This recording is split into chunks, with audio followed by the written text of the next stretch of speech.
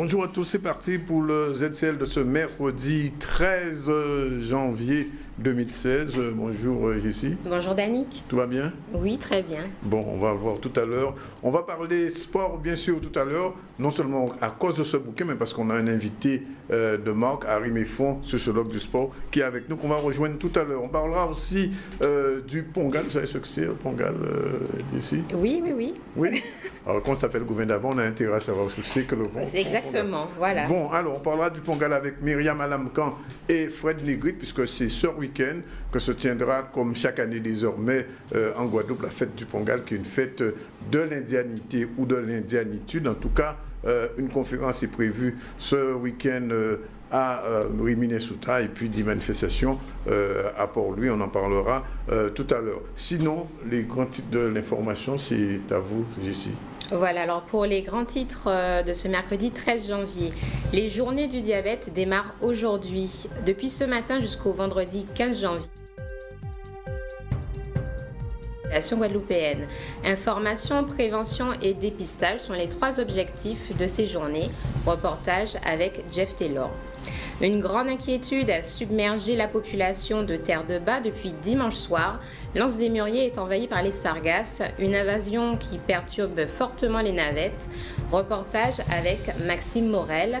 Et enfin, le Conseil régional de la Guadeloupe et les organisations patronales cherchent rapidement des solutions pour éviter une hausse des prix, tout en protégeant la production de nos produits locaux. Que faire pour mettre en avant notre production locale? Yanis Péquignot a recueilli pour nous vos impressions. Et on se retrouve tout à l'heure, Jessie, pour développer tout ça. Là, tout de suite, on va recevoir Harry Méfond. Bonjour. Bonjour, d'abord bonne année puisque ça Bonne année sportive pour vous. À vous aussi. Oui. Juste une question comme ça, le sport se porte bien en ce moment en Guadeloupe, au vu de ce qui s'est passé en 2015, on va entrer en 2016. Comment le constat est sombre puisque vous êtes sur le sport de la Guadeloupe, le sport guadeloupin est beaucoup plus est victime de certaines formes de marasme, je dirais même on stagne pour ne pas dire autre chose. Je crois que le sport de guadeloupin mérite qu'on l'interroge et qu'on s'interroge à son sujet. Alors c'est la raison pour laquelle vous avez tenu une conférence sur des questions sportives. Voilà. Oui, c'est une invitation d'un collectif de Gourbert qui s'est passé à Gourbert sur une interrogation du sport. Donc c'est pour moi toute une opportunité de pouvoir poser des questions dans les fonctions sociales. Enfin, on parlera aussi d'économie, mais juste pour débattre autour de cette question, la question du sport en Guadeloupe, savoir qu'est-ce qu'on veut, enfin ce qu'il est, faire un point, mais aussi et débattre, voir où est-ce qu'on veut l'amener, ou dans quoi on veut. D'autant plus que cette année, nous sommes une année charnière, puisque nous sommes une année olympique. Année de révélation, année qui va clore une Olympiade et qui normalement doit, doit mesurer tout ce qui a été fait ou ne pas être fait avant les 4 ans. Jessie. Oui, alors je voulais du coup connaître votre avis sur l'impact du sport sur la société guadeloupéenne. L'impact du sport sur la société guadeloupéenne est très fort puisque la construction même de la société guadeloupéenne s'est faite à travers le sport puisque surtout à partir de la fin du XXe siècle, on a vu, je parle du XXe siècle, dans les années 2000, jusqu'aux années 2000, la Guadeloupe a été connue, voire reconnue au niveau international par le sport, les titres olympiques, le titre de Coupe du Monde. Jamais, je crois, un pays n'a fait autant que la Guadeloupe, ce qui atteste bien que c'est quelque chose qui s'est produit, je dirais, dans la moitié du XXe siècle. Nous entamons maintenant un nouveau siècle, le XXIe siècle, où d'autres questionnements se posent, puisque l'impact que vous voyez aussi à travers les grandes manifestations, comme le Tour de la Guadeloupe, qui sont quand même les événements les plus populaires. Donc la Guadeloupe, à travers son sport, a rayonné, pas seulement qu'en termes au niveau de l'île, mais aussi au niveau international. Et surtout aussi, le sport a joué au niveau de la société guadeloupéenne un grand moyen de cohésion sociale, puisqu'elle a permis à cette société de se maintenir. Un fait quand même assez important, rappelez-vous de 89, au moment où toutes les installations sportives étaient détruites, les autorités ont demandé à ce que les compétitions reprennent, juste pour maintenir un certain état, je dirais, de cohésion, limiter un peu les tensions sociales qu'il y avait. Tout ça pour vous dire que le sport en Guadeloupe occupe une place très importante, bien au-delà de l'île, de la propre île, le rayonnement de l'île. Alors on a vu l'impact social, mais qu'en est-il au niveau de l'impact économique? Alors justement, l'impact économique, et justement c'est un peu le paradoxe du sport guadeloupéen, d'autant plus que il existe, on peut dire que le sport guadeloupéen se vit avec une économie beaucoup plus, on voit une hyper-consommation au niveau du sport, c'est-à-dire que il n'y a jamais eu autant de magasins de sport, c'est-à-dire que le sport n'a jamais été aussi traité ni par les magasins, même les fast-food, vous voyez un petit peu tout ce qui se passe. Avec le paradoxe qui fait au moment où il y a le plus de magasins, le plus de récupération sportive, le sport, c'est-à-dire les résultats sportifs sont, je dirais, en baisse. Et aussi, même les corps, puisqu'on parle du corps, sont atteints. On parle d'obésité, on parle d'hypertension. Il y a quand même ce paradoxe qu'il a, alors que quand même l'économie, au niveau économique, ça c'est au niveau de l'économie. Il faut bien savoir aussi que le sport guadeloupéen n'a pas encore de statut de titre professionnel, dans la mesure où on ne peut pas avoir d'équipe, je parle du fait sportif, de professionnels, des gens qui peuvent gagner leur vie, mais cependant il y a énormément de personnes qui gravitent autour du sport, puisque le sport n'est pas seulement que des moyens je dirais de commerçants. Il y a aussi les médecins, les médecins, les enseignants, parce que j'en suis un, les éducateurs, et aussi les nouveaux métiers qui vont arriver autour du sport, puisque nous sommes dans un pays qui a vocation à avoir quand même, je dirais, des niches au niveau de ce genre de nouveaux métiers. Je crois aussi que c'est un peu ces questionnements qu'il faut se poser. Donc il existe quand même des solutions, je dirais, à chercher, à trouver, d'autant plus que je crois que le sport risque d'être l'un des secteurs de croissance au niveau international qui a le plus grand chiffre au niveau de croissance. Cependant aussi qu'il faut bien voir aussi que le secteur privé, je parle en termes de sponsoring, on ne voit pas les mêmes implications du secteur privé qu'on peut voir un petit peu en France ou dans d'autres types de nations. D'accord. Alors, je voudrais revenir avec vous sur quelque chose que vous avez dit tout à l'heure, parler de marasme dans le sport. Et paradoxalement, depuis quelques années, il y a un slogan qui a fait fortune, on peut dire, la Guadeloupe terre de champions. Alors, comment peut-on à la fois être terre de champions et assister à un marasme dans le sport? C'est une réalité justement. Ce slogan dont vous parlez, effectivement, on l'a payé cher, et aussi on nous fait payer cher ce slogan.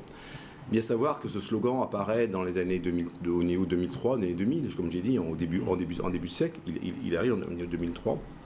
Et comme par hasard, on le voit systématiquement repris à l'INSEP, comme par hasard. Comme par hasard, je cherchais un peu.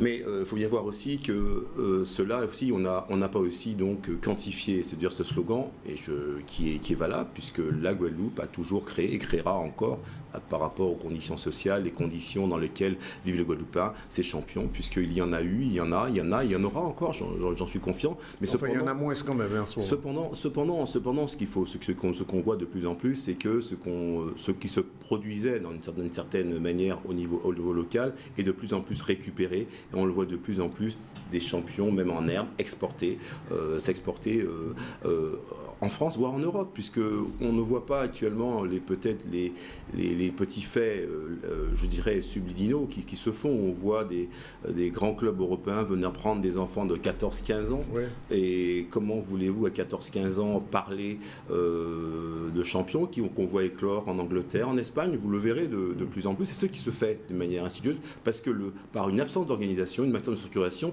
c'est vrai que le slogan a fait qu'on s'est beaucoup, on a été content, on l'a célébré, mais on a oublié effectivement de l'organiser, c'est-à-dire effectivement tout ce que je dis toujours, de le mettre en système. Ouais. Et c'est un peu notre paradoxe qui se fait, et un paradoxe qu'on nous fait payer relativement cher, puisque effectivement on parle de marasme, on parle de beaucoup de choses.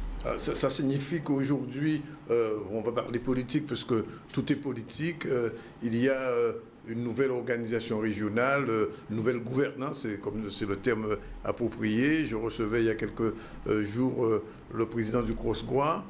Il regrettait que l'ancienne gouvernance à la région n'ait pratiquement pas investi réellement, matériellement dans le domaine du sport. Il me donnait deux repères, le vélodrome de l'époque proto et le hall des sports de Basse-Terre qui ne fonctionne pas. Mais entre ces deux pôles-là, il n'y a rien eu comme construction. Est-ce que vous partagez ce point de vue? De toute façon, il y a une absence on ne sait pas réellement quelle est la ligne claire je dirais, au niveau régional, quelle politique sportive. Elle n'est pas définie, elle n'a jamais été définie. Le partager, donc les exemples qui montrent, ce sont des faits, mais je crois qu'il faut maintenant savoir qu'est-ce qu'on veut, ou encore souvent qu'est-ce qu'on ne veut pas, pour savoir où est-ce qu'on va. Il n'y a jamais eu de ligne clairement définie.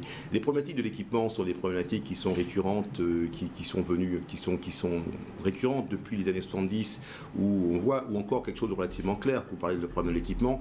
On n'a jamais pu concevoir un stade en Guadeloupe où on a pu penser, laisser croire que les Guadeloupéens aiment voir des tribunes circulaires dans lesquelles on peut se mettre autour d'un terrain pour le voir. Ça n'a jamais été fait. C'est le schéma de 36. Donc, ce n'est pas seulement que depuis quelques années, c'est-à-dire quelque chose qui n'a jamais été pensé en termes. C'est que le sport n'a jamais été pensé dans, je dirais, sa pertinence qu'il peut avoir. Donc, aussi sa dimension internationale, puisqu'on a relativement aussi peu d'équipements homologués qui peuvent recevoir des équipes internationales. Je peux vous dire que, par exemple, le fait que l'équipe de France de football, qui a gagné la Coupe du Monde, n'est jamais venue, c'est-à-dire que les Guadeloupéens en 98 n'ont jamais même vu la Coupe du Monde, c'est-à-dire qu'on n'a jamais demandé à voir la Coupe du Monde. Tout ça, ce sont des phénomènes qui montrent quelque part que le sport guadeloupéen n'a jamais été ni pris en compte, ni même respecté dans ce qu'il est, je reste sa quintessence, dans son essence. Alors, est-ce que c'est pas lié par un manque de culture sportive, en fait, en Guadeloupe ? Non, la culture sportive est là, elle est là. Je crois qu'il y a quand même, ce que je dis, un incorporé du social qui s'est fait au cours du temps. Je pense que le Guadeloupéen, le dire, non, je ne peux pas dire cela, on ne peut pas le dire parce que le Guadeloupéen, au fond de lui-même, est un compétiteur. Le Guadeloupéen est quelqu'un qui aime réellement la compétition, qui aime se dépenser. On nous laisse croire, effectivement, le contraire. Je crois que ce n'est pas cette absence. Ce qui manque, effectivement, c'est une réflexion beaucoup plus poussée, c'est-à-dire dans lequel il faut quand même qu'on se mette tête en tête, effectivement, arrêter un peu les chamailleries des uns et des autres pour qu'on voit un peu quelle ligne vraiment claire de définir. D'autant plus que le sport, par rapport à la nouvelle loi Notré, n'a pas été prise en considération parce que c'est encore une compétence partagée. Ça aussi, on hérite aussi du système français. Il faut bien voir aussi qu'on a aussi beaucoup de pressions qui viennent aussi d'ailleurs, notamment des fédérations internationales qui viennent aussi se servir, parce que si on parle effectivement aussi de la région, bien dire que le sport, notamment le sport de haut niveau, est une compétence nationale. C'est-à-dire que quelque part, on nous laisse effectivement nous dire vous aimez le sport, c'est bien, maintenant débrouillez-vous avec vos sportifs de haut niveau, reclassez-les après avoir qu'ils aient bien couru au niveau international. C'est aussi ce qu'on nous dit au niveau.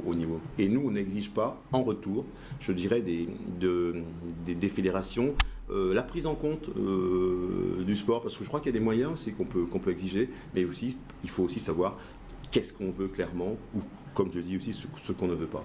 Alors, il y a eu, il y a quelque temps, presque des états généraux du sport en Guadeloupe.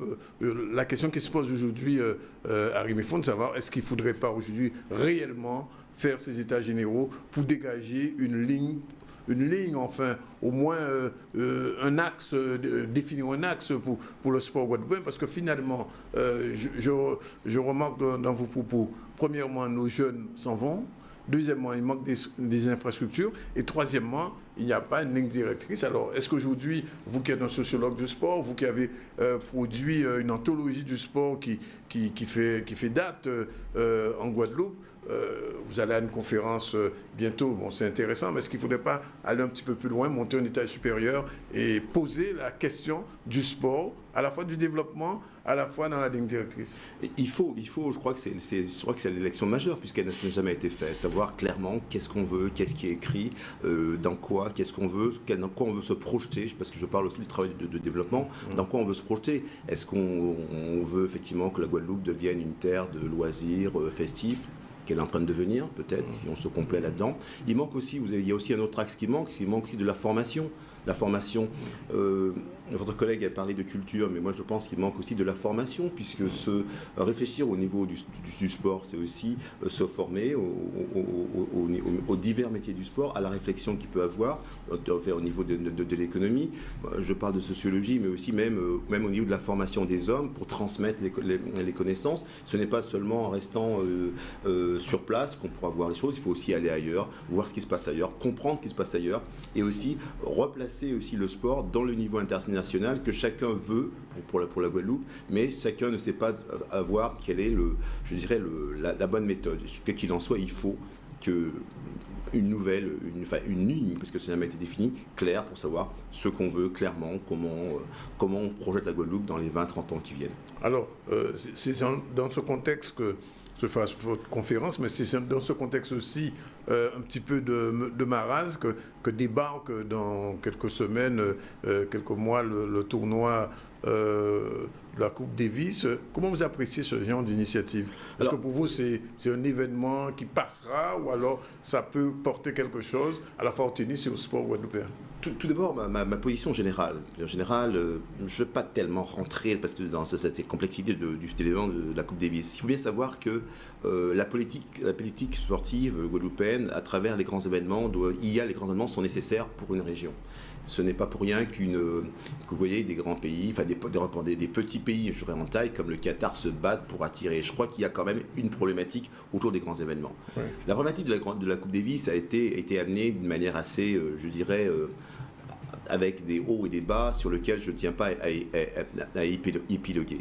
Moi, ce que je dis actuellement, voilà une compétition qui arrive maintenant. Essayons de voir quel est le leg qu'on en fera, qu'est-ce qu'on va en tirer. Cependant, c'est vrai que les politiques de grands événements aussi doivent se situer aussi dans une politique générale, savoir un petit peu comment elle est. Est-ce qu'on a de réelles capacités? Est-ce que le secteur privé même est aussi intéressé là-dedans? Puisque on a parlé beaucoup, ce qu'on ne voit pas, ce qu'on oublie beaucoup aussi dans les compétitions sportives, c'est pas seulement que les collectivités territoriales qui doivent aussi, c'est bien le privé aussi qui doit, et aussi, voire surtout, qui doit aussi se faire, comme dans tous les grands internationaux. Et là, on ne voit effectivement, on a vu monter au créneau que, je dirais, les organismes régionaux. Donc, c'est ça. Donc, ce que je dirais, c'est que ces grands événements, effectivement, nous servent de point de réflexion pour savoir où se situer les politiques des grands événements qui, selon moi, sont nécessaires pour la Guadeloupe, pour le rayonnement de la Guadeloupe.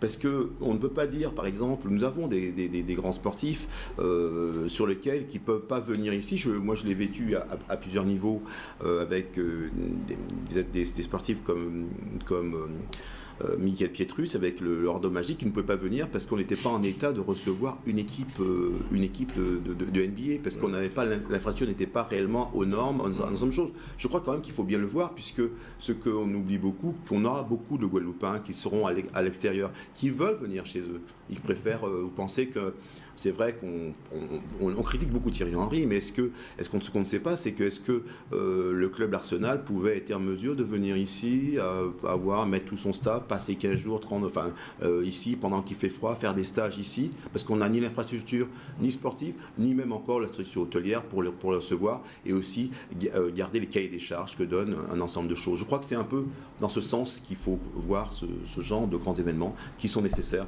au niveau de la Guadeloupe. Alors, avant de vous quitter, il est déjà 12h55. J'ai en main un bouquin qui vient de sortir, Le sport en France à l'épreuve du racisme. C'est un bouquin écrit sous la direction de Claude Boully, que vous connaissez, de Patrick Classe et de Marianne Lassus. Et je vois en page intérieure, en page 215, pour les gens qui auront ce livre, on parle d'un vivier ultramarin en matière de sport. Et bien évidemment, des gens qui ont écrit ce bouquin laissent penser que finalement, converge un peu à ce que vous dites, que nos sportifs pratiquement sont happés des territoires. Et parallèlement et paradoxalement, il y a une forme de racisme là-bas. Ouais, alors ça, les gens dont vous parlez, l'auteur de cet article, c'est moi, puisque j'ai contribué à ce chapitre. Oui. Avec effectivement mon ami Claude Boully, qui aussi a contribué à l'anthologie du sport guadeloupéen. C'est vraiment des chercheurs qui s'intéressent à ce qu'est le sport guadeloupéen. Et là, on a parlé effectivement des problématiques. Alors, on parlait du vivier, effectivement, comme vous nous dites, c'est dans lequel on se sert, puisque on s'est beaucoup servi en Guadeloupe. Est-ce que vous parlez de ce monde, comme j'ai dit, qu'on fait payer cher à la Guadeloupe, c'est se servir, ces notions de vivier, se servir sans réellement, je dirais, l'organiser, le structurer. Alors, c'est vrai que ce livre est intéressant, ça marque un tournant, puisque c'est une commande ministérielle pour faire le point, ce qui se passe au niveau du racisme dans le sport. et aussi dans le sport ultramarin, donc de ce qui se passe aussi au niveau de nos ressortissants quand ils arrivent. C'est-à-dire, on parle de la Guadeloupe, mais il y a aussi d'autres problématiques qui ont été développées. C'est-à-dire, si effectivement les athlètes sont bien présents au niveau du terrain, au niveau des compétitions sportives, ils sont absents dans l'encadrement. Si effectivement on les voit relativement souvent en termes de performance, leur carrière, leur fameuse carrière qui fait rêver, qui fait danse, passe au cauchemar, puisque après... On voit même le cas de Marius Trésor, par exemple. Oui, mais ça continue, rien n'a changé, il n'y a rien de neuf au soleil, mais c'est toutes ces problématiques qui ont été évoquées, et aussi tout ce qui va aussi de la manière dont sont traités ce qui est le parcours réellement du combattant, parce que c'est aussi une grande affaire de famille, dans lequel aussi les familles le paient cher, et souvent, comme je dis, il y a beaucoup d'appelés, mais peu d'élus dans ce fameux sport. Et là, vous pourrez voir ce que j'amène aussi tout un chacun à pouvoir le feuilleter et le lire, et aussi le mettre aussi que ce qui se passe au niveau de nos populations, ce que s'appelle les populations d'outre-mer, sont aussi équivalents à ce qui se passe au niveau des Arabes, aussi de l'antisémitisme, puisque c'est aussi sont des thématiques qui sont d'actualité, pas seulement au niveau du social, mais aussi au niveau du sport. Alors, on va rappeler donc cette conférence que vous donnez. Oui. Ce sera vendredi à partir de 10h30 au centre Gilles Floreau à Gourbert. Alors ceux qui ne savent pas, c'est après à côté de la mairie, on descend et puis on tourne à droite et il y a on trouve une cathédrale. Alors vous aborderez cette question aussi dans cette conférence, la question du racisme. J'essaierai de voir, puisque en fin de compte ça nous concerne aussi, puisqu'on parle des fonctions sociales, mais l'une des fonctions sociales aussi, on parle souvent de cohésion sociale, c'est aussi éliminer toutes les formes de domination, dont la domination raciale, puisque nos ressortissants sont quand même bien sujets à ça. On en parle peu, mais quand vous interrogez beaucoup de jeunes qui partent dans les centres de formation, ils subissent énormément de vexations de par J'imagine. Voilà, donc... Ok, alors on prend rendez-vous donc vendredi, 19h 18h30. 18h30, voilà. Centre culturel Gilles Floreau à Gourbert, pour nous la pointe qui part honnête, vous allez descendre après, autoroute là, ça va descendre. Et puis on aura l'occasion de vous recevoir au cours de l'année encore, parce que vous avez autre chose à nous dire. J'ai encore peut-être autre chose à vous dire. Plein de choses, on ne va pas en parler aujourd'hui. Merci en tout cas d'être venu à Harry Méfond. Je rappelle donc le titre de cet ouvrage aussi qui est intéressant, auquel Harry a participé, le sport en France à l'épreuve du racisme. Claude Boly, Patrick Classe, Marianne Nassou, c'est contribution de Harry Méfond. Voilà, il est pratiquement 13h, on prend une page de pub et on se retrouve tout à l'heure avec JC pour le développement des titres.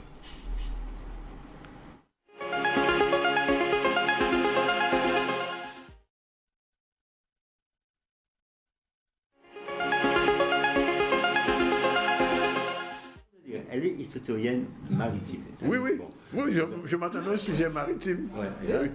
Mais c'est bien un sujet maritime. Ah, on est déjà à l'antenne. Oui, nous sommes déjà pratiquement à l'antenne. Et je reçois donc tout à l'heure Fred Negrit, bonjour. Bonjour. Et Myriam Alamkam, bonjour. Bonjour. Ce sont les inconvénients du direct. Il est déjà 13h et 4 minutes. Et ici, je vous présente donc monsieur Negrit. Oui, enchanté.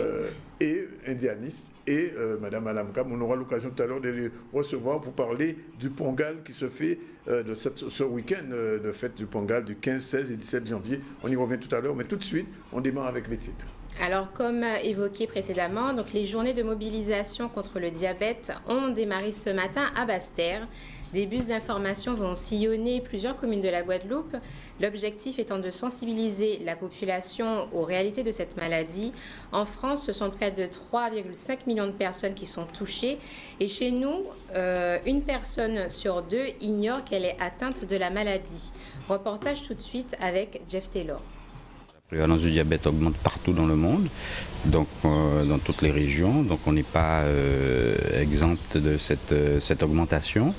Mais c'est vrai que chez nous, donc sur les derniers chiffres que nous avons, donc qui datent de 2014, c'est une prévalence en personnes soignées pour le diabète de 8,3%. Personnes soignées, traitées, connues par la sécurité sociale. Donc les estimations sont un petit peu au-dessus de ça. Donc c'est une prévalence importante effectivement effectivement, qui est plus importante que ce qu'on retrouve en France métropolitaine. Il y a des explications qui sont essentiellement des explications d'ordre génétique. On y reviendra peut-être, hein, mais ce sont des explications essentiellement d'ordre génétique. Un objectif déjà pour les professionnels qui est un objectif de formation, donc passer en revue les actualités en matière de diabète, de la maladie, de la physiopathologie, du traitement également. Il y a aussi, ces journées sont des journées aussi où on parle beaucoup des nouvelles technologies appliquées au traitement du diabète et au suivi du diabète. Hein, donc c'est l'un des congrès essentiels dans la francophonie sur les innovations technologiques en matière de traitement du diabète. Et puis il y a une autre direction qui est une direction plus vers le grand public, vers la population, les patients également, qui est d'insister justement sur ce dont on vient de parler, c'est-à-dire le dépistage, la prise en charge et l'importance de se faire traiter pour le diabète. Alors on va juste rappeler le programme donc, des bus d'information. Cet après-midi, ils seront présents à Sainte-Rose jusqu'à 18h, demain matin au Moule jusqu'à 12h30. Demain après-midi, ils seront à Sainte-Anne et vendredi toute la journée donc à Milénis aux Abîmes et ils vont clôturer donc samedi toute la journée à Destreland, donc à Bémao. 13h07, ici c'est reparti pour les Sargasses à Terre-de-Bas. Alors, pas les Sargasses, vous êtes trop pressés. Ah bon, pas encore. Bon. Pas encore. Je vais attaquer donc avec plutôt l'octroi de mer. Hein. Vous savez qu'il y a Il y avait une réunion. Exactement. Donc, les organisations patronales sont inquiets. La réforme de l'octroi de mer a entraîné depuis le 1er janvier une augmentation de certains taux. Cela impliquera forcément une augmentation des prix de vente. Hier, le Conseil régional et les organisations patronales se sont rencontrés à la Cité des métiers et du réseau aux Abîmes en vue de trouver une solution. Une solution qui devra prendre également en compte la protection donc de la production locale. Reportage avec Maxime Morel et Harold Luce. Il y a eu des directives européennes au mois de juin qui demandaient à ce qu'il puisse y avoir une réévaluation de la grille tarifaire. La date butoir, c'était le 31 décembre. Mais aujourd'hui, pourquoi nous sommes dans cette situation? Il y a eu une grille qui a été mise en place, mais sans pour autant que les organismes consultatifs, tels que le CECR, soient consultés, ou encore les socioprofessionnels. Donc du jour au lendemain, ils ont pu découvrir quel était l'impact sur leur chiffre d'affaires, sur leur trésorerie et autres. Et donc nous, aujourd'hui, la réunion, c'était pour les rassurer qu'il y a une possibilité de réajustement, mais cela nécessite une concertation pour qu'ensemble nous puissions analyser ces différentes situations et après mettre en place une stratégie pour que l'octroi de mer puisse remplir toute sa mission, c'est-à-dire accompagner les producteurs locaux, mais aussi maintenir le niveau de développement au niveau économique. Il ne faudrait pas que cela puisse avoir des conséquences sur le pouvoir d'achat. Nous n'avions pas été consultés sur ce nouveau tarif. Sur le fond, on peut dire qu'il entraînerait des augmentations de prix. En particulier, il y aura des incidences sur le bouclier qualité-prix en vigueur en Guadeloupe, donc sur le pouvoir d'achat des ménages, donc sur l'activité économique. Et un deuxième inconvénient sur le fond, c'est qu'il pourrait impacter tout ce qu'on appelle la RGE, c'est le règlement général d'exemption par catégorie, c'est-à-dire les aides susceptibles d'être données aux entreprises guadeloupéennes qui auraient peut-être des remboursements effectués. Et donc il nous a semblé opportun de faire valoir le fait que cette nouvelle grille tarifaire nécessitait un approfondissement des études d'impact et une évaluation beaucoup plus profonde, de telle sorte que toutes les données soient mises sur la table et tous les scénarios éventuels puissent être étudiés. Et donc, c'est la proposition que nous avons faite en tant que Conseil économique et social régional. Cet outil fiscal doit, à mon sens, permettre d'atteindre ces deux objectifs. Le premier étant de protéger la production locale, donc l'industrie, et le deuxième étant de financer les collectivités. Et je pense que le document qui sera issu de ces travaux aura le souci de répondre à ces deux objectifs. Alors, vous l'avez bien compris, c'était donc le reportage sur l'octroi de mer et on reviendra tout à l'heure sur la question des sargasses. Alors tout de suite, on va recevoir nos deux invités, Myriam Alamkan et donc Fred Negrite du GPLI et Myriam qui va tenir une conférence de presse, une conférence sur l'immigration indienne en Guadeloupe, la création du poste d'interprète au sein du service d'immigration. J'ai envie de dire, c'est un sujet particulièrement qui me surprend. C'est vrai. Oui, c'est un sujet un peu surprenant, mais c'est un sujet que j'ai déjà eu l'occasion de développer au cours du dernier colloque d'octobre au Mémorial Acte sur les langues indiennes.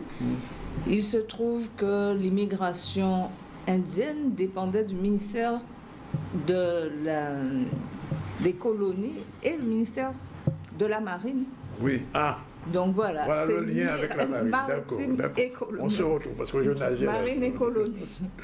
Et donc ce sont des gens qui sont employés au service du ministère de la Marine qui m'ont conduit jusqu'à cette question sur comment prendre en compte la langue des immigrants et dont j'ai pu consulter un certain nombre de documents qui montrent une rupture avec la tradition coloniale qui, jusqu'à la question de l'immigration indienne, ne s'était pas préoccupée de la langue de ces travailleurs forcés ou non.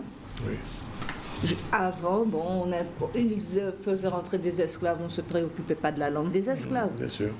Mais là, on va faire rentrer des gens qui sont sujets de l'Empire britannique.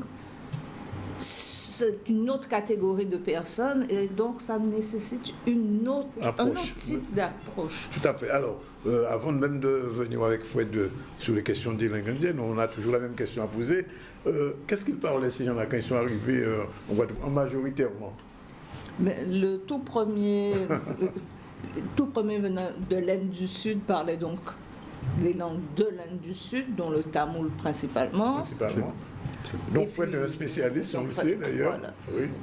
Et puis, au fur et à mesure que les migrations se développent, il y aura des Indiens de l'Inde du Nord, comme ceux de ma famille, qui sont de l'Inde du Nord, qui sont à la base parlent hindi. Et d'autres langues de l'Inde du Nord. Alors, il faut bien pour que les spectateurs comprennent. Au Nord, les Indiens qui viennent du Nord sont... Généralement, ils sont blancs de peau. Indo-ariens, c'est ça, Indo-ariens. Et ceux du Sud sont généralement noirs de peau. Enfin, si on peut couper comme ça. Mais c'est bien plus complexe que ça à l'intérieur de l'Inde. Et après, en Guadeloupe, tout ce monde-là va se mélanger. Enfin, pas tout à fait au début. Je sais qu'au début, il y a eu quelques petites tensions entre les communautés, notamment au niveau religieux. Alors, qui s'occupait de ces programmes de traduction à l'époque? Bien, la colonie de la Guadeloupe, c'est-à-dire l'ancêtre du conseil départemental, que le conseil général de la Guadeloupe, qui a ses premiers problèmes avec des gens qui ne parlent pas le français. Donc, ils vont servir là pour des problèmes administratifs, mais ils vont servir également pour les questions juridiques, parce que les Indiens arrivent en Guadeloupe, oui, mais ils arrivent avec aussi un système de protection, le protecteur des engagés.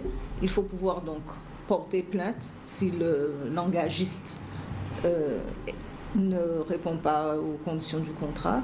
Il faut pouvoir entendre ces plaintes, et pour les entendre, il faut des interprètes. Oui, et donc, Fred, vous avez travaillé un petit peu aussi sur la question? Oui, alors, notamment, il y a de nombreux, pas de nombreux, il y a quelques documents, notamment des procès, des plaintes, et lorsque les immigrants, tous les documents que nous connaissons de plaintes d'immigrants, c'est quand même toujours dans la langue du Sud, c'est-à-dire principale, c'était le tamoul. Donc nous avons quelques lettres en tamoul. D'ailleurs, on retrouve ici, bien, dans ce tamoul tout à fait correct d'ailleurs, de protestation, qui sont parfois arrivés ou parfois ne sont pas arrivés du tout en Inde. Mais enfin, voilà. Donc on a des documents que les historiens maritimes ou pas. Je ne sais pas, je pose la question. Myriam Alamkan parle tamoul, ou comprend le tamoul? Alors pas du tout. Pas du tout, d'accord. J'ai des rudiments d'hindi, mais c'est bien tout ce que je sais. Alors, comment vous avez travaillé? Oui, Non, alors, du coup, non, j'étais étonnée, les deux langues sont vraiment différentes l'une des... Ah oui, oui. Ah oui, d'accord. Oui. Très bien. Et comment vous avez travaillé sur ces documents originaux? C'est que les documents fournis par les interprètes à la colonie sont des documents en français. Donc moi, je n'ai pas de souci premier. Les documents de plainte, cette fois-ci, qui émanent des Indiens eux-mêmes, là, c'est beaucoup plus complexe et bien entendu, nécessite maintenant un traducteur. Moi, je ne peux pas... ça, c'est bien... je parle quoi, 5 ou 6 langues. Là, j'arrive à mon... D'accord. Ouais. Oui, entre ça et le néerlandais, là, j'avoue que j'arrive à mon... C'est le summum pour moi de difficulté. Bien sûr, ça dépend aussi de votre lien par rapport à la langue. Mais là, moi, pour les lettres en tamoul, il y a des gens qui lisent et qui parlent bien mieux que moi, donc je fais appel à eux. Alors justement, c'est là que Fred Negrit intervient. On le dit souvent, bon, vous enseignez l'hindi ici, et ça progresse beaucoup aujourd'hui, après plus d'une dizaine d'années. Il y a un intérêt certain qui progresse pour le hindi. Alors, sans doute que le Conseil européen pour les langues indiennes, le CGPLI, y est pour quelque chose. Hein, bon. Mais il n'y a pas que nous. Hein. Il y a aussi une montée globale, si vous voulez, de l'Inde actuellement. Hein, et donc nous sommes favorisés un peu par cela. Hein. Et donc le hindi, mais la civilisation indienne, l'économie indienne, tout cela sont en train de progresser. Et bien entendu, la culture avec. D'accord. Alors, oui. Non, je voulais revenir avec Myriam. Alors, quel va être rapidement le cadre de cette intervention, de cette communication? Pour les non-initiés d'ailleurs, les non-initiés surtout. Donc, on va se mettre un peu à la place des Guadeloupéens du 19e siècle avec la même problématique qui est comment comprendre l'autre qui va arriver et les stratégies qu'ils vont mettre en place pour comprendre les autres et pour essayer de les accueillir d'une façon différente de ce qu'ils ont pu faire avant avec les autres les autres travailleurs libres qui seront arrivés en Guadeloupe, les travailleurs venus d'Afrique d'ailleurs, ou d'Europe, et certains même de Chine. Pourquoi est-ce qu'il y a ce dispositif qui apparaît propre aux Indiens? J'ai du mal à trouver l'équivalent fonctionnant pour les autres immigrations et on pourra en parler à ce moment-là. 13h19, on retrouve Fred Negrit et Myriam Madame quand tout à l'heure vous parlez spécialement du Pongal. On continue tout de suite le journal avec Jessie et là on revient réellement sur la question du micro, non, toujours de l'octrottoir. Sur le micro-trottoir. Voilà, exactement. Donc, pour continuer donc avec l'octroi de mer, on a voulu recueillir du coup vos opinions sur la question que pouvons-nous faire pour consommer un peu plus nos produits locaux. Tout de suite, Yanis Péquignot. Plus de pub et surtout pendant les périodes de manifestations ou de mettre en avant, au lieu de mettre en avant les grosses sociétés qui sont déjà implantées, mettre nos artisans en valeur. Et surtout importer, faire plus d'importation et surtout baisser, faire vendre plus les artisans locaux que l'importation. Et après ça, je crois que tout le monde va trouver son bonheur par rapport à ça. Eh bien, déjà que ça soit moins cher et que ça puisse être accessible à tous, quoi. C'est cher. Moi, je sais que j'en consomme fréquemment, mais il y a d'autres personnes qui ne peuvent pas en consommer parce que c'est cher, quoi. Qu'on ait une démarche patriote, qu'on puisse te dire que si un Guadeloupéen fait quelque chose, même si c'est plus cher, qu'on puisse l'acheter pour donner une force au pays. Je n'ai pas de remède, je ne peux pas dire de faire ceci, de faire cela, parce que moi, je sais que les produits que je vais au supermarché, les produits sont de métropole, je les achète. Et la taxe tout dessus, c'est moins cher. Alors je préfère consommer importé. C'est malheureux, c'est dommage. C'est dommage parce que on sait que la tomate, elle vaut cher ici, malgré que je ne comprends pas. C'est un endroit où on doit théoriquement produire leurs tomates et on les paye plus cher qu'en France. C'est pas normal. C'est pas normal. Non. Eh ben, Il y a super. beaucoup de légumes et des accessoires, tout ce qui est importé, et c'est beaucoup plus cher. Il faut être riche pour vivre en Guadeloupe. Et nous-mêmes devons faire des efforts supplémentaires parce que nous avons des subventions tout de l'État que nous devons utiliser avec des consultants compétents et avec des gens qui peuvent faire le nécessaire. Ben, de toute manière, on a beau dire de consommer les produits locaux. C'est très cher. C'est trop cher. C'est trop cher. Oui, c'est pas normal que des prix de France soient moins chers que des produits locaux alors qu'ils sont Il faut dire qu'il y a quand même les taxes, il y a tout ça, mais c'est quand même... Mais l'État peut intervenir à ce niveau justement pour baisser un petit peu les taxes, pour que ça sera un peu moins cher pour chez nous. Parce que là, c'est vachement cher. Hein. Si vous aviez le choix, vous consommeriez que des produits locaux? Ouais. Si c'était pas cher, oui. Mais c'est cher. Donc les deux, importés en même temps. Vous avez pris un petit jus local là? Ah non. Non, c'est pas... non. Publicité. Et hier, Haïti donc, honorait ses morts 6 ans après le séisme qui a ravagé Port-au-Prince et fait plus de 200 000 victimes. Les drapeaux étaient en berne dans tout le pays. Voilà, il est 13h22. On retrouve nos invités Myriam Alamkan et Fred Negrite. Donc vendredi 15 janvier à 19h. La conférence, et c'est pas un hasard. Non, alors ce n'est pas un hasard parce que d'abord en Inde, cette fête du Pongal dure en principe 4 jours. D'ailleurs, les premiers immigrants avaient ces 4 jours-là en Guadeloupe pour célébrer leur fête. Hein. Et donc nous allons célébrer cette fête pendant 3 jours en Guadeloupe. Hein. Oui. Donc le vendredi 15, normalement, c'est le moment important. C'est le jour officiel. Le jour officiel, si vous voulez. Et donc l'ouverture du Pongal se fera à Minnesota ce soir-là, avec la conférence, avec tambour et trompette, si vous voulez. Mais pas de cérémonie particulière? Non, alors, non, parce que cette fête du Pongal est une fête laïque, n'est pas juste une fête religieuse. Hein. Par contre, les paysans, les Indiens notamment du Sud, rendent grâce, si vous voulez, à la nature, hein, au soleil, qui leur permet d'avoir cela, et d'où c'est pour l'agriculture, c'est ça? Voilà, fait de l'agriculture. Donc il y a quand même une dimension, on dira rituelique, mais qui n'est pas religieuse. Alors, je recevais il y a quelques jours ici M. Ira, que vous connaissez bien, qui me disait que le Pongal, c'est une fête, entre guillemets, importée. Alors, je viens de vous entendre dire que les premiers Indo-Guadeloupéens ou les premiers Indiens qui arrivaient ici célébraient le Pongal. Alors, est-ce que c'est une fête qu'on a remis au bout du jour par rapport au passé, ou est-ce que c'est une fête qui a été importée directement de l'Inde, alors, comme la Diwali? Alors, non. Alors, le Pongal, il y a dans le contrat de l'immigrant, il y avait écrit clairement qu'ils avaient droit à 4 jours de fête. Et c'était donc c'est pas importé, ça fait partie de leur jour de congé légal annuel. Oui. Bon. Et donc ces Indiens là, ces premiers immigrants, ils avaient réellement 4 jours et ils célébraient cela. Hein. Cette fête, c'était le 15, 16, 17, 18, c'est ça? Voilà, en fait, ouais, voilà, c'était pendant 3-4 jours en Guadeloupe. Et cette fête est tombée en désuétude vers 1900-1910. Voilà. Et voilà, ouais, honnêtement. Hein. Et puis on l'a remise à l'honneur, si vous le voulez, il y a quelques années. Hein.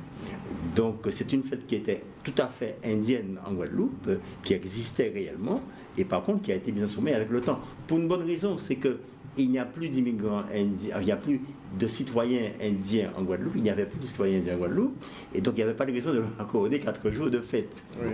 Maintenant, pour des raisons culturelles, nous pensons qu'il est important de remettre cette fête à l'honneur parce que c'est dans l'histoire de l'immigration en Guadeloupe, c'est un moment de fête exceptionnel qui permet à cette communauté de montrer, de donner à voir ce qui est un peu de leur culture du sud de l'Inde, mais c'est aussi un moment de partage et d'échange.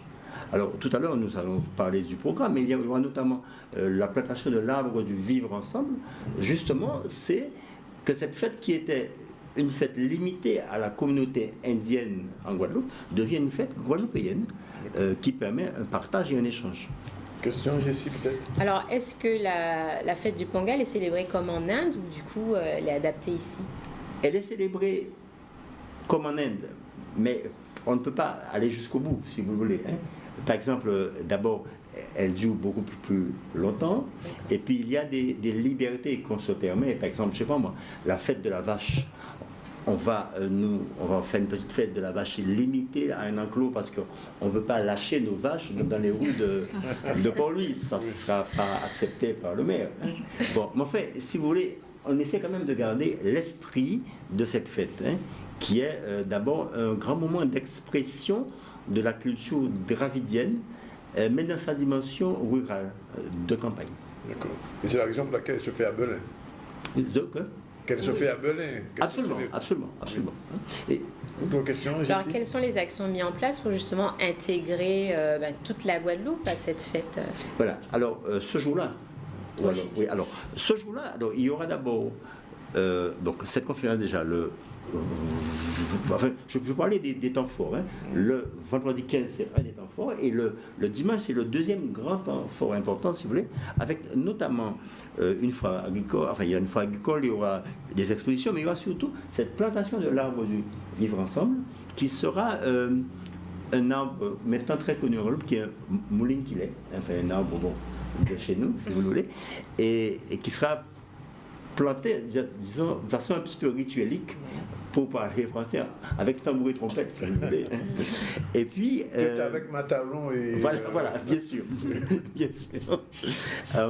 Et puis, il y aura, un petit peu après la fête de la vache, si vous voulez, justement, on va montrer, faire défiler des vaches, un petit peu de la tradition indienne, avec des décorations. Alors, ces vaches vont être là le matin, puisque dans l'après-midi, il y aura des chars à bœufs avec des taureaux. On ne va pas les mélanger pour des questions pratiques, disons. Mais je n'ai peut-être pas mentionné le déjeuner à midi, qui est un moment important.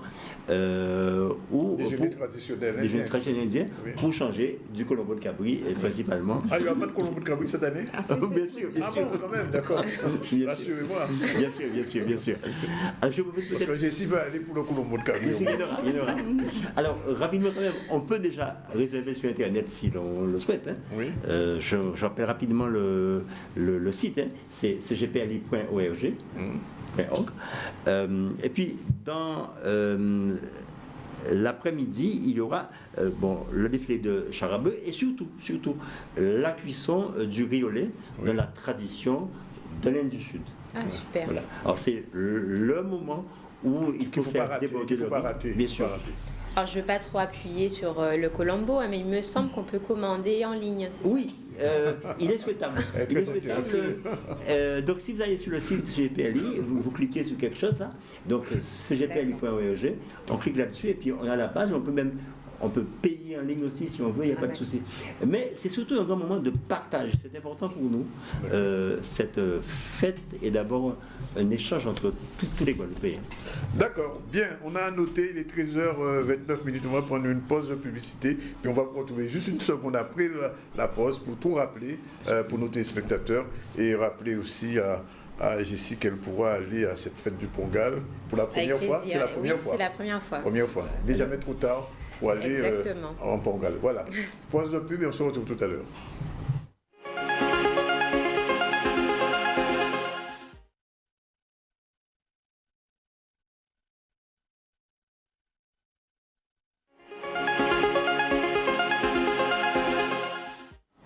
« 13h33 dans le ZCL Pongal aujourd'hui. Alors, juste un petit rappel, il était un petit peu en Pongal au départ. Là.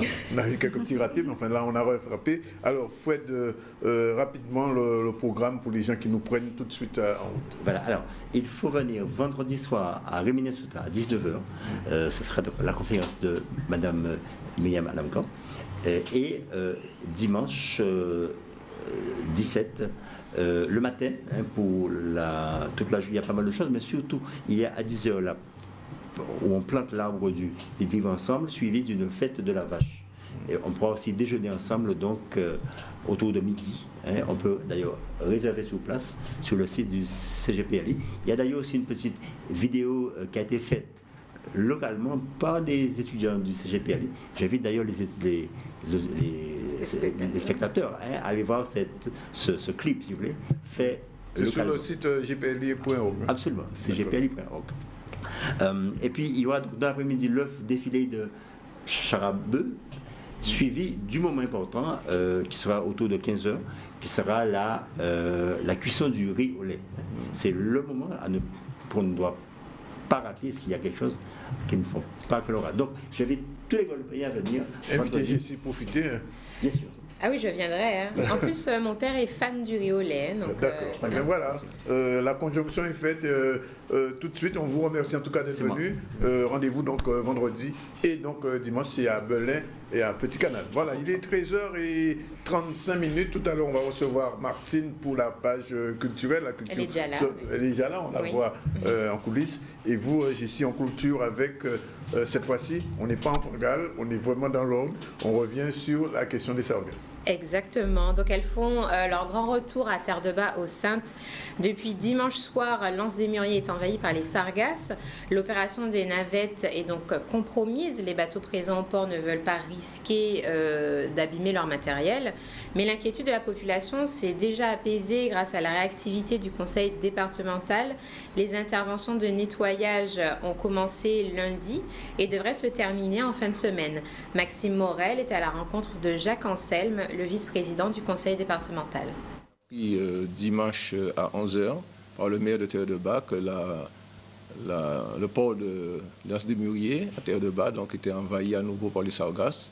Donc dès ce moment-là, je suis intervenu auprès du responsable des ports, M. Arbault, et donc qui a pris le contact tout de suite avec l'entreprise Satra de Terre-de-Bas et qui donc a commencé à intervenir depuis le lundi matin. Donc cette intervention a duré toute la journée du lundi et elle devrait donc se poursuivre au moins pour une semaine parce que ce n'est pas moins de 6000 mètres carrés de sargasses qui ont envahi tout le port et ce qui empêchait l'accostage des bateaux, en particulier de la compagnie DR. Nous avons eu de nombreuses propositions. On a vu de nombreuses entreprises effectivement faire des propositions de matériel pour pouvoir porter solution.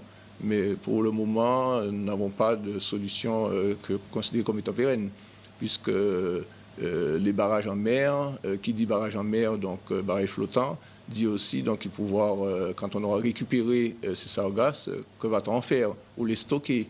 Donc quel est le dispositif qui va permettre demain d'utiliser, parce que je pense qu'on ne va pas pouvoir stocker infiniment des sargasses sur les terres de Guadeloupe, dans des zones en Guadeloupe même. Va pouvoir utiliser ces sargasses. On a aussi d'autres entreprises qui ont fait des propositions d'utilisation de ces sargasses pour diverses finalités. Mais nous attendons qu'il y ait des propositions concrètes. D'ailleurs, il y a eu un appel à projet à la Franc-Martinique ici même pour que justement ces projets nous permettent d'envisager l'avenir de manière plus sereine. Et pour rester sur les Saintes, un microséisme de magnitude 1.9 a été enregistré ce matin à 7h03. Il a généré juste de légères secousses, mais rien de grave. Bien, on continue notre déroulé de ce journal un petit peu en fongal, comme je disais tout à l'heure, avec l'arrivée de Martine. Bonjour Martine. Je vais dire Guten Tag Martine. Guten Tag Danick. Tu as vu, j'ai mis mon loup. Oui.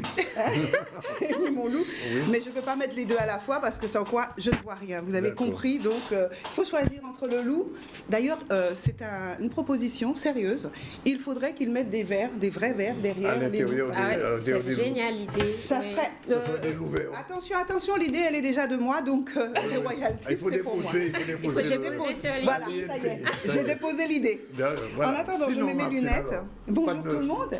Salut, bienvenue. Ça va? Oui. Merci. T'as vu comment on se rencontre à nouveau Génial. C'est impeccable. Salut Danick, ça va? Bon. Alors vous avez remarqué, j'ai pas d'iPad. Un problème de... non. Des fois, non, il n'est pas perdu, mais simplement le fil, la connectique. Il faut racheter un truc et le câble, il ne charge plus. Ouais. Alors, bonjour à tous. Bien, le nouvel an est le premier jour de l'année, vous le savez, même si on est déjà le 13 ou le 14. Bonne année, Martine. Merci à toi aussi, Danick. Bonne année à vous tous. Oui. Une année pleine de belles choses et surtout de l'amour et du respect. ça sera déjà une bonne chose. Moi, j'avais envie, en général, on célèbre la nouvelle année, le premier de l'an, enfin, etc. Moi, j'ai eu envie d'aller autre part. Donc, comme Danick le disait tout à l'heure, je suis allée à Berlin. Je vais vous en parler tout à l'heure pour revenir dessus. Et puis, dans ce sommaire, on va aussi se revenir sur un événement, le big événement pour moi cette semaine. Ça n'étonnera personne que je parle de carnaval, n'est-ce pas? Il est joli, hein? Ça se voit déjà. J'ai des plumes. Vous êtes en carnaval, Martine. Ouais. Bon, déjà, je suis partie. Donc, histoire de carnaval avec quelques dates en Guadeloupe. Et puis, après Noël et après le jour de l'an, on parle du blanc. Alors, c'est pas la couleur de la peau, je rassure tout de suite. Le mois de janvier, c'est le mois du blanc. C'est pas la neige non plus. Pas des blancs, mais du blanc. Du blanc, oui. En général. Ouais. Je vais vous en dire un peu plus. Et puis, on va parler d'épiphanie et de galettes, bien évidemment. Et puis, un petit agenda si on a le temps. Allez, on commence tout de suite parce que ça va aller relativement vite. Ouais. Après Noël, donc, je vous ai parlé longuement, dont je vous ai parlé au mois de décembre. Eh bien, nous avons entamé une nouvelle année. Quelqu'un a remarqué qu'on a changé d'année?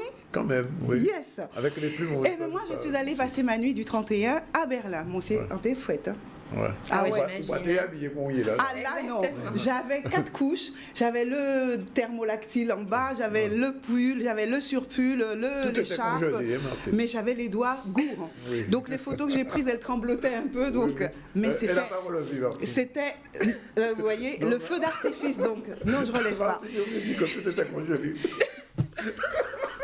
C'est Danick, oui. Ça, c'est Danick. Tu vas t'y habituer. Oui. Moi, ça fait quand même déjà... Il va falloir qu'on célèbre ça. Ça fait quelques années que je te pratique. Quand je dis ça comme ça va tout de suite... Alors, les gens vont mal comprendre, mais enfin, bon, pas laisser chercher, on se pratique. Non, je te pratique depuis quelques années. La nuit du Nouvel An, vous avez vu, avec le feu d'artifice magnifique, donc au-dessus de la porte de Brandebourg. Ouais. Il faisait froid. Nous avons aussi visité le Sony Center. Le Sony Center, qui est un lieu mythique également à Berlin, avec de magnifiques photos. Pardon. Et puis surtout ce soir-là, ça a été un petit moment de coup de cœur. Il y avait un couple d'amoureux qui était assis à côté de nous, qui était en train de s'entre-déchirer. Ça m'a fait penser à Jacques Brel. Ceux deux-là sont en train de se dire qu'ils vont se quitter. Et donc je suis allée les voir. Les Allemands ? Allemands, oui. Je comprenais rien de ce qu'ils disaient. Sinon que la fille pleurait et que je sentais bien que ça le faisait pas. Et je me dis non, le 31, c'est pas possible. Qu'est-ce qu'on mange en Allemagne à Noël ? J'ai rien mangé, sinon un hamburger anglais, en fait. Carrément. Ben oui, je voulais faire différent. Un hamburger qui s'appelait le hamburger London Hamburger avec du crispies à l'intérieur, donc ça craquait sous les dents. Ouais. Mais c'était très bon. Étrange, mais très très bon. Sinon, les gens qui étaient dans la même auberge que nous, ils ont mangé des choses comme des crevettes, des scampi à l'italienne, ils ont mangé... et puis il y a la choucroute. De toute façon, la cuisine en Allemagne, c'est pas top. Hein. Que d'émotions j'ai eues et donc j'ai essayé de rabibocher ce couple. C'était mon premier geste d'amour de l'année, c'était magnifique. Et donc je leur ai dit, il faut que vous restiez ensemble. J'ai parlé en français et en anglais. Ils ont compris, ils ont souri, elle a souri dans ses larmes. Ils se sont embrassés et puis surtout ils m'ont dit que vraiment j'étais très gentille. Et que voilà. Merci. Et ils m'ont dit merci vraiment, que ça les touchait beaucoup et ils étaient beaux tous les deux. Voilà. Comment se passe le Nouvel An dans certains pays? Très vite, je vous parle de la Belgique, qui est une tradition où la famille, les amis font la tournée des maisons. Ce que nous faisions avant chez nous. Et on se partage la galette, on se partage de l'alcool. Les enfants prononcent des vœux. En Espagne, par exemple, on mange aux 12 coups de minuit, eh bien, on mange 12 grains de raisin. Chaque grain de raisin représentant donc un coup de minuit. Et c'est censé apporter de l'abondance pour toute l'année à venir. Et les cloches campagnas sonnent au son des 12 coups de minuit. En Italie, eh bien, le Nouvel An qui est appelé Campodanno, les Italiens, ils ont coutume, eux, de manger des plats spéciaux qui sont réputés pendant cette période et qui apportent richesse et abondance. Ce sont des plats à base de graines, tout ce qui donc germe et apporte l'abondance. Brioche, lentilles et tout ça enrobé de miel. Voilà. En Équateur, pour le Nouvel An, on fabrique des mannequins de chiffon ou de papier, on les met devant la maison et en fait on attend que la nouvelle année arrive et ensuite on les brûle et avec eux donc tous les mauvais sorts, tous les choses qui n'étaient pas belles sont brûlées et on passe également à la tradition des 12 grains là aussi puisque c'est un pays d'origine espagnole, enfin on y parle la même langue et là aussi on mange des grains de raisin. En Chine, eh bien, on se contente d'écrire ses vœux sur un arbre qu'on fabrique et on jette les vœux sur des petits bouts de papier. Et les vœux qui restent accrochés, s'ils restent accrochés toute une journée, ton vœu se réalisera. On appelle ça l'arbre à vœux du Nouvel An chinois. Et en Russie, on boit du champagne, figurez-vous. Ah oui, bon, du champagne. Du champagne. Du et champagne on mange... français ou russe? J'en sais rien, j'ai pas pensé à demander. Et on mange un plat qui est traditionnel, le koulibalak. biac. C'est un genre de pain fourré, enfin une brioche fourrée avec du saumon, du chou. C'est très très bon. J'ai déjà mangé ça, c'est délicieux. Voilà, alors je vais vous dire quand même quelques bonnes années parce que c'est le moment où je vous regarde droit dans les yeux. Happy New Year. Oui, en anglais. Yes, bien. En allemand, alors là, la prononciation, pardon aux Allemands qui écoutent. Frohe neues Jahr. Voilà. D'accord. D'accord. Oui, c'est ça. En tout cas, ça veut dire joyeuse nouvelle année. En espagnol, Prospero año nuevo. Oui. Ça, on comprend. Ou Feliz año. Feliz año. En japonais, là, c'est pareil, la traduction sera Akemashi omedetou gozaimasu. Oui. C'est bien bon, aussi, ça hein? va, ça va. D'accord. Et en hébreu, Shana Tova. En créole, comment tu le dirais, toi, Danick? Bon l'année. Bon l'année. Ouais, c'est ça, c'est pas mal. Nous voyons bon l'année, bon. Ah, voilà, exactement. Alors nous, quand même, on est plutôt chaud là pour la fin de l'année 2016. Tu nous conseilles d'aller où? On veut danser, on veut bouger. Tu veux danser là? Mais tu vas aller au carnaval? Non, oui, mais je prévois déjà pour la fin 2016. Ah, tu veux déjà? Alors moi, je te propose de me rejoindre puisque j'ai décidé de faire les capitales pour le 31. Là, j'ai commencé par Berlin. Je connaissais déjà la Guadeloupe, Berlin. L'année prochaine, si tout va bien, ça sera ou Vienne ou Londres. D'accord. Et là, c'est... Voilà. Ouais. Donc, on va voir. Hein, je vous dirai. Très le bien. big event. Elle a les plumes. T'as vu, la suivre. Elles sont belles les plumes, hein. Regarde ça un peu. Je vais vous parler un peu des origines du carnaval. J'ai le temps? Oui, très bien. Donc, ouais. Carnaval quand tu nous tiens. Eh oui. Eh bien, figurez-vous, c'est une fête qui est extrêmement répandue en Europe, bien sûr. Dans les Amériques, c'est une période où on se déguise, vous l'avez remarqué, on est masqué, on est maquillé, on se retrouve pour chanter, danser, faire la fête. Enfin bref, le carnaval, c'est quand même une grande parade en général. C'est un rituel qui est héritier des Lupercales romaines, période où traditionnellement on associait avec le calendrier chrétien. Et ça se déroulait donc pour cette fête, c'était le moment où on donnait l'autorisation à ceux qui ne sont pas des maîtres ou qui ne sont pas riches de gouverner ceux qui sont, ou de donner des ordres à ceux qui sont riches. Donc les serviteurs devenaient des maîtres pour une journée. Souvent ils trouvaient la mort à la fin de cette journée, mais enfin ça on le dit un peu moins, mais c'est une période où effectivement on donnait cette possibilité de transférer le pouvoir. Traditionnellement le carnaval marque la dernière occasion de célébration des aliments gras et autres avant le début du carême, c'est le carême et Pâques. Autrement dit, pendant cette période, on ne doit après manger ni viande grasse, ni huile, ni gâteau, ni sucre, ni faire la fête, etc. Et ça, ce sont les 40 jours du carême qui rappellent le récit biblique des 40 jours où Jésus l'a passé dans le désert. Ça marque cette période. En Guadeloupe, eh bien, par qui ça a été introduit le carnaval? Le savez-vous? Non, ça vraiment, je sais pas. Par les colons. Eh oui. Par les colons, par les colons au XVIIe siècle, pour faire la fête avant de se restreindre au moment du carême. Donc ça a été introduit et progressivement, les esclaves furent autorisés à y participer aussi. Et ils ont pu intégrer cette tradition aussi en ayant l'autorisation, comme à la période des Lupercales romaines, de se moquer de leur maître sans recevoir de coups de fouet et sans conséquences. D'ailleurs, c'est encore très présent, l'utilisation du fouet dans le carnaval vient de cette période où justement les esclaves avaient le droit de détourner les coups de fouet. Voilà, tu vois. Voilà. Et donc, c'est devenu en Guadeloupe, on le sait maintenant, un rendez-vous incontournable dans le calendrier. Les touristes, de plus en plus, s'approprient cet instant. Les groupes sont pléthores. Il y en a plus de 120 ou 130 en Guadeloupe. Et c'est un carnaval en Guadeloupe qui se fait entre le premier dimanche de l'Épiphanie et le mercredi des Cendres. Alors, surtout cette année, Martine, il est très court, very shorty. Petit carnaval, hein, un petit carnaval, c'est vrai, mais carnaval quand même. Alors, j'ai regardé un petit peu les quelques définitions auxquelles qu'il faut connaître pour le carnaval. Vaval, diminution du créole de carnaval. Qu'est-ce que c'est le Vaval? C'est le carnaval, voilà. Carnaval. Non, en fait, voilà. Le Vaval, c'est aujourd'hui, c'est le pantin qu'on trimballe le mercredi. Le mercredi des Cendres et qu'on brûle, normalement. Oui. C'était le souvenir que j'en avais quand j'étais petite, et depuis, j'ai pas encore revu brûler Vaval. Ils le font quand même. Alors, il défile, donc, le dimanche gras, il meurt le mercredi des Cendres, devant la foule qui chante « Vaval, Vaval, Vaval, qu'a quitté nous ». Tu connais? Voilà. Malgré la virette, Vaval, qu'a quitté nous. Il est représenté par un bois-bois, donc le mannequin, et qui représente un personnage souvent connu. On peut lui donner, par exemple, si tu as envie de faire ton Vaval personnel, tu peux faire Danick. Oui. D'accord. Bonne idée.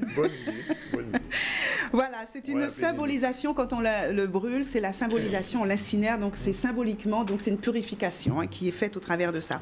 Les différents types de groupes qu'on va retrouver au carnaval, on connaît tous déjà le mas. Le carnaval lui-même, donc c'est la personne, le masque qu'on porte, les groupes à peau.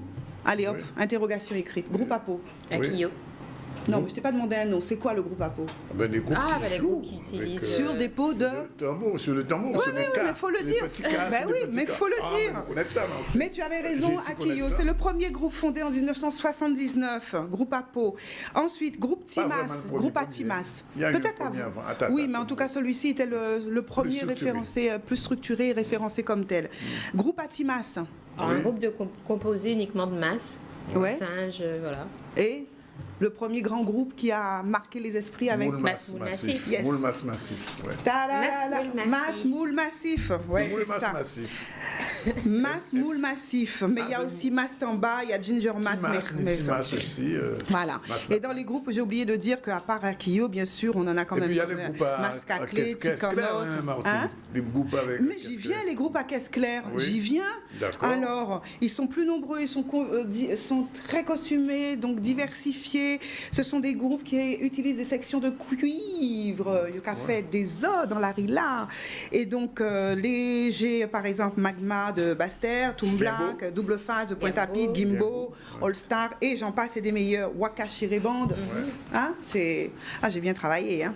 Ça, c'est clair. Mais aussi les groupes à synthé. Oui. Il y a des groupes aussi. Donc ceux-là, ils embarquent des gros synthétiseurs derrière leur camion. Ouais.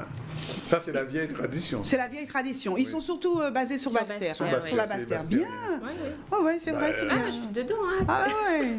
Alors, cite-moi un ou deux groupes. Alors, pas Magma, non, Magma. Il y a un groupe de bouillante, yes. Non, mais il y en a un qui est bien connu aussi. Mango de l'eau de Basse-Terre. Mango de l'eau, voilà. Et puis ensuite, Piquant. Aussi. Vieux habitants. Oui, Piquant. Voilà, entre autres. Qui défile ce week-end d'ailleurs. Voilà, et puis donc dimanche, là, c'est le moule, Saké Show au moule, avec également le défilé du moule. Donc voilà, je vous ai tout dit là-dessus, vous en savez autant que moi de toute façon sur le carnaval. De janvier, là ça a commencé le 6 janvier, ça va aller jusqu'au 10 février, le Mardi Gras le 9 février et la mi-carême le 3 mars. Voilà, alors bien sûr, plusieurs collectifs et le carnaval, il n'existerait pas sans tous les collectifs de chaque commune, mais aussi les fédérations qui aujourd'hui ont structuré de manière vraiment extrêmement précise le carnaval, et ça continue encore. Donc bravo à eux, et je pense qu'on va aller s'amuser ces prochains jours, encore et encore. Pour la prochaine semaine prochaine, j'ai prévu une tenue de carnaval, je vous en dis pas plus. Parce que c'est pas encore la tenue de carnaval. Ah non, là j'ai mis que le haut. Tu connais la publicité, la semaine prochaine je mets le bas. J'enlève le bas, d'accord. Yes, j'enlève le bas la semaine prochaine. On va pas rater ça. Mercredi prochain, Martine enlève le bas. Notez. Le bas. Qu'est-ce qu'on met comme bas?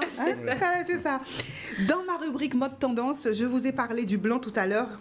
Au mois de janvier, de quoi parle-t-on lorsqu'on parle du blanc au mois de janvier? Non pas de la neige, non pas de la couleur de la peau, mais du textile. Du textile. Et oui, parce que maintenant on associe le mois de janvier au mois du blanc depuis déjà quelques décennies, mais on ne sait pas d'où vient cette tradition. Quelqu'un le sait? Donc, copie blanche. C'est monsieur Aristide Boussicot, qui a été l'un des premiers, dit-on. Il possédait le Bon Marché, un grand magasin mythique à Paris, et il s'est rendu compte qu'au mois de janvier, une année au mois de janvier où il y avait de la neige partout, personne ne venait dans les magasins, les allées étaient vides après les féeries de Noël. Et donc il s'est dit, pourquoi ne pas profiter pour dire aux gens, profitez de cette période où il fait très froid pour faire un peu de nettoyage à la maison, échanger vos literies, et en même temps, venez voir donc toute la collection de beaux draps et de housses de couette et de têtes d'oreiller que nous avons. Et voilà comment ça a été lancé. La fameuse histoire. Il y a une autre histoire qui est plus compliquée, qui elle se rapporte aux manufactures de Cholet, qui eux aussi racontent l'histoire d'un gentilhomme qui s'est fait trucider et qui, pour pouvoir défendre, je raconterai pas toute l'histoire parce qu'elle est compliquée, mais en tout cas il s'est fait trucider, et il avait mis pourtant pour défendre, c'était au 19e siècle, pendant la révolution industrielle. Et donc cet homme-là s'est fait tuer, et il avait à sa boutonnière un petit mouchoir blanc, et quand il s'est fait tirer dessus, le mouchoir a été taché de blanc, taché de rouge, pardon. Et depuis, c'est devenu un symbole de quelqu'un qui se sacrifie pour les autres, et donc à Cholet, donc, qui fabrique le textile. Ça me reviendra tout à l'heure, le nom, je trouverai ça tout à l'heure. Eh bien, ils ont décidé, en l'honneur de cet homme, de fabriquer le premier mouchoir à carreaux rouge et blanc. Et c'est de là aussi qu'est sortie cette histoire du blanc, puisque du coup, ils ont commencé aussi à faire du linge blanc en honneur. Et puis voilà, et puis voilà. Il vous reste 2 secondes. Il me reste 2 secondes. La galette des rois, vous trouverez la recette. Galette des rois. Oui. Là, voilà. Vous trouverez la recette sur le site, puisque maintenant ZCL, vous allez pouvoir y aller. Vous trouverez la recette, il faut la faire vous-même à la frangipane. C'est la recette traditionnelle. Mais également ici, on l'a fait au coco, on l'a fait à la goyave et à bien d'autres saveurs. Voilà. Voilà. Petit agenda rapidement, 2 secondes. Un agenda, oui. Au cinéma Rex, allez voir les 8 salopards. Pas de tickets à gagner cette semaine. Mais il y aura 2 tickets à gagner. Comment on fait là? Alors la question. Qui m'appelle? La question. Ils sont combien les 8 salopards? Ah oui. Bonne question. Réponse sur le site. Réponse sur le site. Et si vous êtes le premier à donner la bonne réponse, vous gagnez 2 tickets. Non, ceux qui jouent n'ont pas le droit de répondre. Et puis il y a une très belle exposition de photos avec Adolphe Canton depuis 1920, le carnaval de 1920 à aujourd'hui, à voir à Basse-Terre. Voilà. Voilà. Merci Martine. Avec plaisir. On va pratiquement terminer ce journal en Pongal. Il est 13h55. Juste un dernier mot, Jessie. Alors on va terminer cette édition donc avec la 11e édition de l'opération Entreprendre en lycée. Hier, près de 200 jeunes challengers étaient présents au lycée Berthen-Juminaire pour assister aux ateliers de perfectionnement à la gestion d'entreprise. Manager, acheter, vendre, communiquer et savoir parler en public. 5 ateliers étaient dispensés par des professionnels. Des séances de coaching qui permettent aux futurs entrepreneurs d'être totalement plongés dans l'univers de l'entreprise. Reportage tout de suite avec Jeff Taylor. C'est une opération qui consiste à faire les jeunes connaître l'entreprise par l'expérimentation. C'est-à-dire qu'ils vont créer une entreprise tout au long de l'année scolaire. Ils créent l'entreprise, ils la font fonctionner jusqu'au dépôt de bilan en fin d'année. Pour cette 11e édition, c'est l'accompagnement qui a changé dans la mesure où nous avons véritablement mis l'accent sur le coaching. C'est vrai que c'est dans l'air du temps. Donc nous nous sommes organisés pour que chaque mini-entreprise, en plus des formateurs qui animent des formations comme celle d'aujourd'hui par exemple, mais qu'il y ait des coachs qui soient aussi des professionnels, des chefs d'entreprise, des responsables d'administration, et qui sont donc de toute façon des professionnels, des experts dans leur domaine et qui vont accompagner les jeunes au sein de leur entreprise. Et ça fait la différence parce qu'ils vont pouvoir les aider au quotidien, ils seront à leur disposition pour pouvoir les aider à mener leur projet à bien avec toute l'expertise qu'il faut. Notre mini-entreprise s'appelle Eco Raccoon Trip. C'est une entreprise qui propose des éco-excursions, c'est-à-dire commercialiser des visites de sites naturels et d'entreprises éco-citoyennes, des entreprises locales de Guadeloupe. C'est effectivement assez intéressant pour moi de venir partager avec ces jeunes, leur faire part de mon expérience, leur raconter un petit peu mon parcours pour susciter une envie d'entreprendre chez eux et puis d'échanger avec eux sur leur perception de l'entreprise, comment ils voient l'entreprise, comment ils voient le rôle du chef d'entreprise et essayer de voir si ils ne sont pas trop éloignés de la réalité pour justement les mettre en lien avec cette réalité qui pourrait devenir la leur. C'est vrai que nous sommes des professionnels, effectivement. Nous avons quitté nos activités, mais c'est vraiment avec plaisir parce que nous sommes là pour apporter un petit peu une vision de nos métiers et pour former les mini-entrepreneurs. En tout cas, pour leur donner les bases. Alors moi, ce qui me concerne, c'est la communication et c'est pour leur donner les bases de la communication et savoir comment ils vont pouvoir présenter leurs produits, proposer leurs produits pour gagner ce concours d'ailleurs. Voilà, et on rappelle que 21 mini-entreprises sont en compétition. La remise des prix aura lieu le samedi 11 juin 2016. Il est 13h59, c'est la fin de notre édition. Merci de nous avoir suivis sur ZCL. Je vous donne rendez-vous donc demain à 12h30. Et je rappelle juste que si vous avez raté donc cette édition, vous pouvez nous retrouver donc sur www.zcl.tv. Merci, à demain.